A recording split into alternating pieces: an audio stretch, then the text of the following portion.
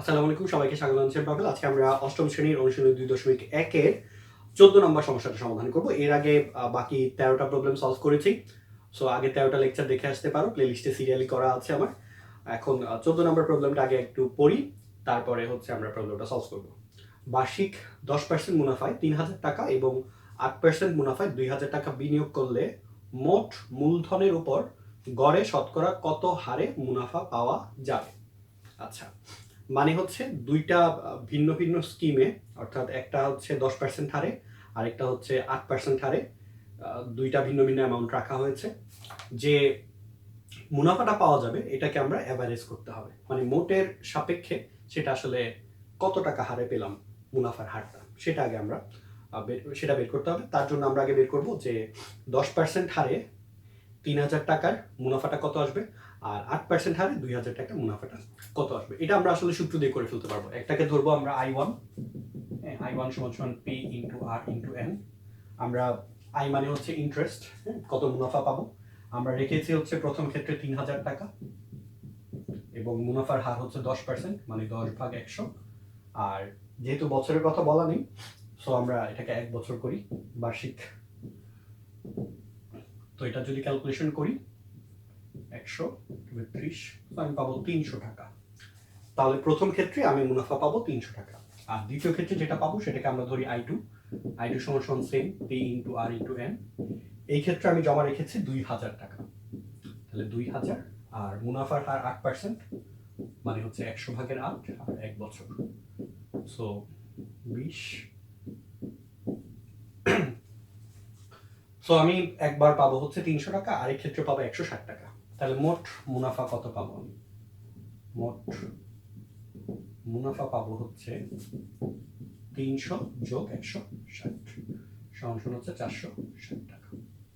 এটা হচ্ছে আমার মোট মুনাফা। এখন আমি দেখবো যে আমি আসলে মোট কত জমা রেখেছিলাম, অর্থাৎ মোট মূলধন।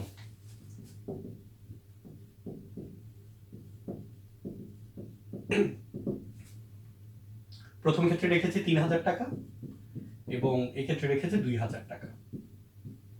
সো মোট আমি 5000 টাকা রেখেছি। তাহলে এটা হচ্ছে আমার মূলধন আর এটা হচ্ছে আমার মুনাফা। অর্থাৎ 5000 টাকা জমা রেখে 5000 টাকা জমা রেখে আমি 1 বছর শেষে মোট 460 টাকা পেলাম। এটা মানে হচ্ছে 5000 টাকার 1 বছরের মুনাফা 460 টাকা। আমি এটা লিখে ফেলি যে 5000 টাকার 1 বছরের মুনাফা 460 টাকা। সুতরাং 1 টাকার 1 বছরের মুনাফা 460 ডিভাইডেড বাই 5000, আর 100 টাকার 1 বছরের মুনাফা কত সেটা আমরা লিখে ফেলি।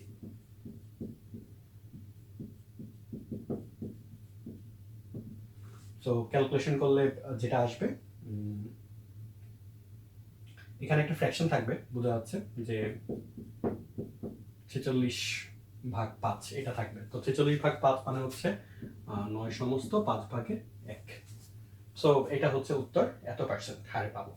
সেম কাজটা চাইলে আমরা কিভাবে করতে পারবো? ফর্মুলা দিয়ে, সূত্র দিয়ে করতে পারবো। এই যে I = P R N সূত্র দিয়েও এই কাজটা করতে পারবো, যে I হচ্ছে P * R * N। তাহলে R সমান হচ্ছে I divided by P * N। তো এখানে যেটা করতে হবে, আমার I এর মান হচ্ছে 460, আর নিচে থাকবে হচ্ছে P হচ্ছে 5000। আর এখন একটা কাজ করতে হবে, এখানে 100 দ্বারা গুণ করতে হবে। 100 দ্বারা কেন গুণ করতে হয়? কারণ আমরা এটাকে শতকরায় প্রকাশ করি 100 টাকার মধ্যে। সো এটাকে গুণ করতে হবে 100 টাকা দিয়ে, তাহলে আমি পার্সেন্টেজটা পাবো।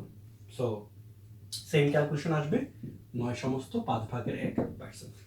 সো আমরা চাইলে ফর্মুলা দিয়েও করতে পারবো পুরো অঙ্কটা, বা চাইলে ডিটেলস এভাবে ঐকিক নিয়ম করেও করতে পারবো।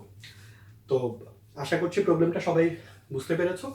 যদি বুঝতে কোথাও সমস্যা হয় কমেন্ট করে জানাবে। এছাড়াও যদি কোনো মতামত থাকে ভিডিও সম্পর্কে সেটা কমেন্ট করে জানাবে, বন্ধুদের সাথে শেয়ার করবে।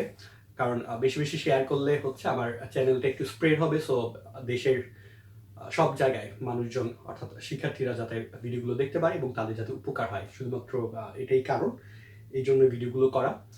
তো সবাই ভালো থাকবে, নেক্সট ভিডিও দেখবে সেই আমন্ত্রণ জানিয়ে এখানে শেষ করছি। আসসালামু আলাইকুম।